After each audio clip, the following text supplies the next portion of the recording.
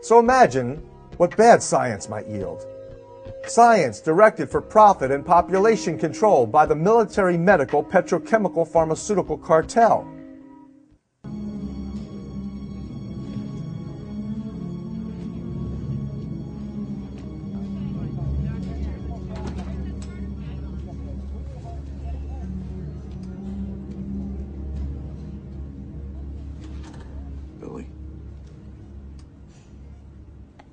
She was one of the first ones infected. What's E1101? It's an experimental antiserum from Yale Virology. I figured it might be worth a try. I read the journals. I haven't read a word about E1101. Where'd you get it, Billy? You know I can call Yale in a second. Damn it, Sam, I want to save these people same as you. I'm using everything in the arsenal. We have to work together, Sam. Are we? Are we what? Are we working together, sir?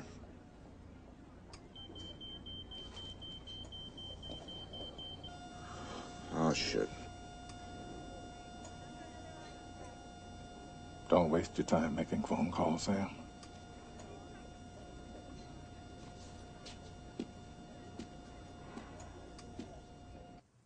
So Cook, in his exciting book and film, told the truth about the CIA's release of this microbe. You hear me, don't you guys? I'll say it one last time. These people that you're gonna bomb are not the enemy. We can kill the virus without killing these people, and I swear to you on my soul that the President of the United States does not have the facts. He does not know that we have a serum that is working. Do you really think he wants to blow up the town? Oh, Christ, guys, if you think I'm lying, drop the bomb. If you think I'm crazy, drop the bomb. But don't drop the bomb just because you're following orders. What you haven't been told is that your superiors have another agenda. Don't you understand that right below you in Cedar Creek, there's a biological weapon that they've been manufacturing illegally for the last 30 years? Hey, I guarantee you that the disease is spread beyond the perimeters of this town. People, we're in a state of national emergency. But the biggest bestseller, The Hot Zone, by author Richard Preston, was different. Extremely dishonest. Author Richard Preston was paid by the Alfred P. Sloan Foundation, among the cancer industry's largest benefactors, intimately tied to the Rockefeller family's influence, to present easily proven deceptions. Preston reported that Ebola emerged from bat guano at the bottom of a deep, dark cave in southern Sudan. The fact is, this is very close to where Lytton Bionetics' labs operated, testing these precise agents on native Africans. Here, for close examination, is the exact experiment administered by Lytton Bionetics in 1965 and ending in 1970, precisely timed for the first Marburg virus outbreak. This NCI document refers to John Landon, chief scientist at Lytton Bionetics, overseeing the experiment. Notice that at least half of the rhabdovirus simian-infected monkeys died or were transferred. The ones that lived were transferred to the vaccine production labs for vaccine production. This is how the first Marburg virus outbreaks occurred. Since that time, every single Marburg virus outbreak, as well as Ebola virus outbreak, has either been associated with a bioweapons lab accident or an intentional release for terrorism's objectives, political or financial gain. But not according to America's leading outbreak journalist, Laurie Garrett. In her bestseller, The Coming Plague, she neglects Lytton's links and dismisses the CIA biological weapons contributions to these outbreaks as though she too were on the Rockefellers' payroll. It should be noted that these unnaturally evolved, man-made viruses are far less genetically stable. They are more fragile. They mutate more rapidly than naturally evolved viruses. That's why when the second Marburg virus outbreak occurred in southern part of Uganda in 1975, many scientists suspected foul play by the CIA, since the genetic sequence of the 1975 strain was essentially identical to the 1968 strain. The only explanation for this fact remains: refrigeration. From my perspective, the least trustworthy bioterrorist in Hollywood is CIA operative Steven Seagal.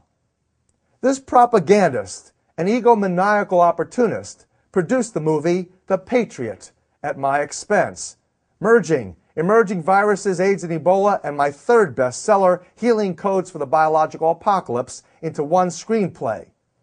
Instead of professionally crediting me, Seagal falsely credited the last Canadian for his information. Seagal boasts of his CIA alliances. In The Patriot, he spun my character together with an admitted CIA operative named Larry Wayne Harris, who I exposed in the late 1990s as a bioterrorist threatening the public's health. Harris was later arrested for acquiring anthrax spores. Everything changed on December the 7th, 1941, with the attack on the U.S. Navy at Pearl Harbor by Hitler's Japanese allies. Now, instead of telling Hollywood to keep quiet, the U.S. government began pushing them to fulfill their duty and make patriotic war movies. The motion picture industry today is supplying without charge all its newest and best feature films to the U.S. War Department Overseas Film Division. The movies were a tremendous propagandistic tool during this time. They set up camps for the soldiers to come back in where movies were shown 24 hours a day because that impressed the soldiers with what they were fighting for. It was the beginning of an unprecedented alliance between Washington and Hollywood.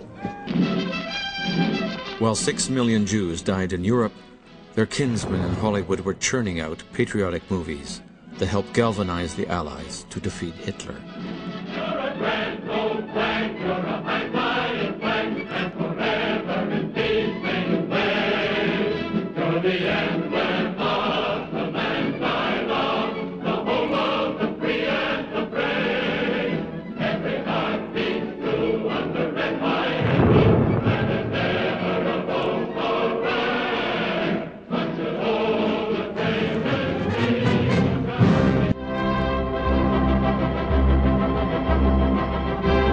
Calling the House Un-American Activities Committee to order, Chairman J. Parnell Thomas of New Jersey opens an inquiry into possible communist penetration of the Hollywood film industry.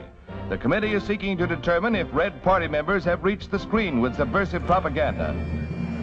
To the mogul's surprise, powerful men in Washington saw Hollywood's patriotism as nothing more than thinly disguised communism.